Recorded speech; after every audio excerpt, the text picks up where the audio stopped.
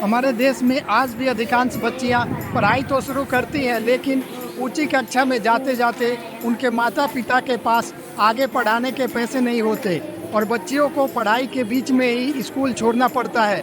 इसके अलावा उनके शादी के समय भी माता पिता को कर्ज के बोझ तले दबना पड़ता है। इसका कारण अलग अलग हो सकता है, लेकिन इस समस्या का एक प्रमुख कारण है पुअर फाइनेंशियल प्लानिंग। हम बच्चियों के जन्म के साथ ही उनके पढ़ाई, शादी एवं अन्य खर्च की योजना नहीं बनाते। इस समस्या के समाधान के लिए वर्ष 2015 में प्रधानमंत्री श्री नरेंद्र मोदी द्वारा सुकन्या समृद्धि योजना की शुरुआत की गई। सुकन्या समृद्धि योजना, संक्षिप्त में SSY, का उद्देश्य है माता पिता अपने बच्चियों के उच्च शिक्षा, शादी एवं अन्य खर्च के लिए बेहतर वित्तीय योजना बनाकर उनका भविष्य सुरक्षित कर सकें। अब देखते हैं कि सुकन्या समृद्धि योजना में अकाउंट कौन खोल सकता है। तो कोई भी माता पिता जिनकी बच्ची 10 साल से कम उम्र की है, वह अपनी बच्ची के लिए सुकन्या समृद्धि योजना में अकाउंट ओपन कर सकते हैं। अब सुकन्या समृद्धि योजना अकाउंट कहाँ खोला जा सकता है? तो पहला, सुकन्या समृद्धि योजना अकाउंट हम किसी भी पोस्ट ऑफिस में खोल सकते हैं। दूसरा, SSY अकाउंट हम किसी भी PSU बैंक में खोल सकते हैं, जिसे आम भाषा में सरकारी बैंक बोलते हैं, जैसे SBI, PNB, कैनरा बैंक इत्यादि। तीसरा, सुकन्या समृद्धि योजना अकाउंट हम किसी भी प्राइवेट बैंक में खोल सकते हैं, जैसे HDFC bank, ICICI bank, axis bank इत्यादि। सुकन्या समृद्धि योजना के लिए कौन कौन से डॉक्यूमेंट की ज़रूरत होती है? तो देखिए, सुकन्या समृद्धि योजना के लिए कुछ बेसिक डॉक्यूमेंट्स की ही ज़रूरत होती है, जैसे बच्ची का बर्थ सर्टिफिकेट, पेरेंट्स का आइडेंटिटी और एड्रेस प्रूफ, और कुछ KYC डॉक्यूमेंट्स जैसे Aadhaar card, voter ID card, PAN card इत्यादि। सुकन्या समृद्धि योजना के अंतर्गत जमा राशि। सुकन्या समृद्धि योजना के अंतर्गत जमा राशि की बात करें तो इसमें कम से कम 250 रुपये और अधिक से अधिक 1.5 लाख रुपए प्रत्येक साल जमा किया जा सकता है। अब सवाल आता है कि 250 रुपये के इनिशियल अमाउंट से SSY अकाउंट ओपन करने के बाद क्या कोई व्यक्ति प्रत्येक साल एक से अधिक बार पैसे जमा करा सकता है? और यदि करा सकता है तो उसके लिए मिनिमम अमाउंट क्या है? तो देखा जाए तो SSY अकाउंट ओपन होने के बाद आप थोड़ा थोड़ा करके हर एक महीने पैसे जमा करा सकते हैं, जैसे फरवरी के महीने में कुछ अमाउंट, मार्च के महीने में कुछ अमाउंट, अप्रैल के महीने में कुछ अमाउंट इत्यादि।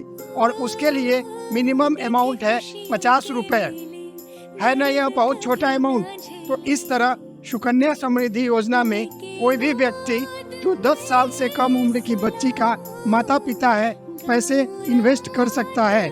और अमाउंट इतना कम रखा गया है कि कोई व्यक्ति यह बहाना नहीं बना सकता कि उसके पास पैसे नहीं है। अब सवाल आता है कि SSY अकाउंट में पैसे किस डेट तक जमा कराना चाहिए? तो इसका जवाब है प्रत्येक महीने के 5 तारीख या उससे पहले।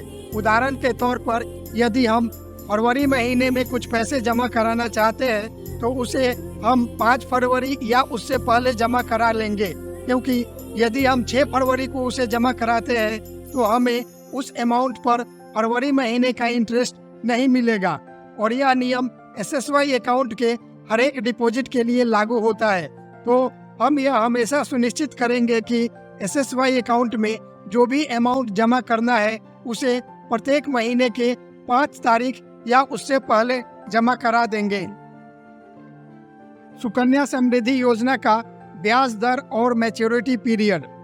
सुकन्या समृद्धि योजना में मौजूदा इंटरेस्ट रेट सालाना 8.2% है।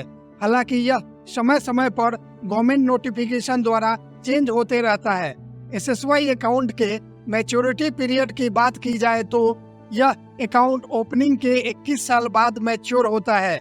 हालांकि आपको सुकन्या समृद्धि योजना में 15 साल तक ही अमाउंट डिपॉजिट करना होता है। 6 साल तक सुकन्या समृद्धि योजना बिना निवेश के ही चालू रहता है। सुकन्या समृद्धि योजना का परिवार की कितनी बेटियों को मिलेगा लाभ और उनकी आयु क्या होनी चाहिए? SSY अकाउंट अधिक से अधिक 2 बच्चियों के लिए ओपन किया जा सकता है। हालांकि इसमें एक एक्सेप्शन है। यदि कोई माँ दूसरी बार जुड़वा बच्चे को जन्म देती है तो वह दोनों बच्चियां भी इस योजना का लाभार्थी बन सकती है। जहां तक इस योजना के लिए आयु सीमा की बात की जाए तो जैसा कि हम पहले भी डिस्कस कर चुके हैं, इस योजना की आयु सीमा बच्चे के जन्म से लेकर 10 वर्ष की उम्र तक है। लेकिन SSY अकाउंट के लिए यह सुझाव रहता है कि बच्चे के जन्म के साल ही SSY अकाउंट ओपन करा लेना सही रहता है। यदि कोई माता पिता 9-10 साल की उम्र में SSY अकाउंट ओपन करते हैं तो 21 साल बाद उसके मैच्योरिटी के समय बच्चे की उम्र 30-31 साल हो जाएगा। तो इस योजना का जो उद्देश्य है उच्च शिक्षा एवं शादी के खर्च वह पूरा नहीं हो पाता है। इसलिए बच्ची के जन्म के साल या उसके अगले साल SSY अकाउंट ओपन करना लाभदायक होता है। अब हम मैच्योरिटी अमाउंट पर एक केस स्टडी करते हैं। मान लीजिए कि मिस्टर राम ने अपनी बच्ची के लिए SSY अकाउंट ओपन किया और हर एक साल 1.5 लाख रुपए SSY अकाउंट में जमा करते रहे। मिस्टर राम को 1.5 लाख रुपए कितने साल तक जमा करना है? तो 15 साल तक। अब 16 से 21 साल तक मिस्टर राम को SSY अकाउंट में कोई पैसा जमा नहीं करना है। लेकिन क्या जमा पैसे 16 से 21 साल तक बढ़ते रहेंगे? तो इसका जवाब है यस, क्योंकि 16 से 21 साल तक SSY अकाउंट में जमा पूंजी पर उस समय के रेट से इंटरेस्ट मिलता रहेगा।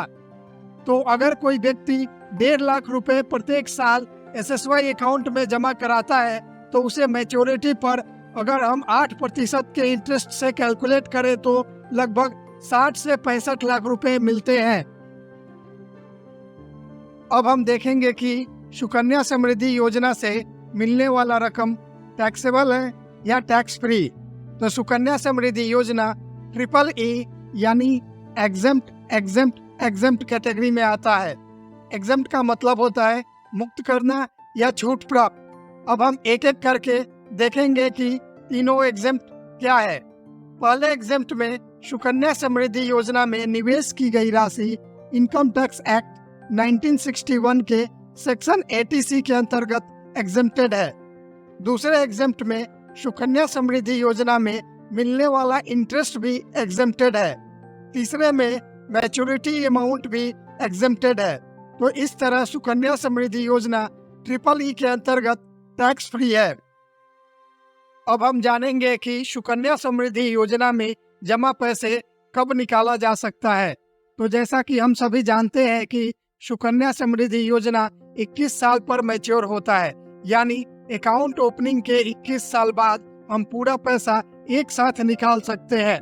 लेकिन अगर किसी पेरेंट्स को 21 साल यानी मैच्योरिटी के पहले बच्ची के उच्च शिक्षा या शादी के लिए पैसे की जरूरत है तो उसके लिए क्या नियम है, क्या शर्त है? तो पहले कंडीशन में यदि कोई बच्ची 18 वर्ष की हो या 10वीं कक्षा उत्तीर्ण हो और उसके पेरेंट्स को बच्चे की उच्च शिक्षा के लिए पैसे की जरूरत है तो इस स्थिति में SSY अकाउंट से अकाउंट बैलेंस का 50% मैच्योरिटी के पहले भी निकाला जा सकता है।